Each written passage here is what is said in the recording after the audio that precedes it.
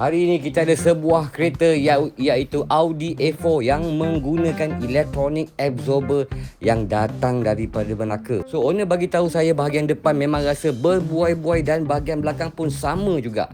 So bila kita sampai, saya terus test dan masuk dekat tester mesin untuk dapatkan berapakah bacaan ground contact. So dekat sini depan kiri 27, depan kanan 29, belakang kiri 29 dan belakang kanan 34.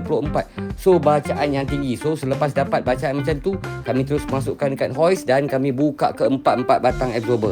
So bila buka bahagian depan, kita dapati ada absorber bocor depan kiri dan kanan. So bahagian belakang memang dah lembut sangat-sangat. Jadi kami ambil sedikit masa untuk kita customkan kepada 40% stiffer untuk kita balancekan dengan keberatan kereta. So selepas siap absorber, macam biasa kami akan minta foreman kami tekan. So dekat sini membuktikan bocor pun dah settle dan bila tekan tu memang rasa firm. So selepas siap pemasangan semula, saya pun terus test kereta ni. So dekat sini saya dapat rasakan kestabilan pada Audi A4 yang menggunakan electronic absorber ni. So untuk confirmkan lagi, saya terus masuk ke tester mesin untuk dapatkan berapakah bacaan ground contact.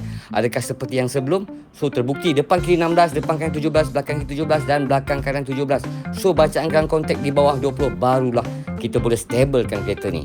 Jadi itulah cerita untuk absorber kereta Audi A4 yang menggunakan electronic absorber ataupun DCC absorber. Jadi kepada guys kat luar sana, sekiranya menggunakan electronic absorber ada masalah leaking ataupun rasa ada bunyi, kadang-kadang rasa berbuai, kita settlekan dengan cara juga kena masuk dekat link bio saya.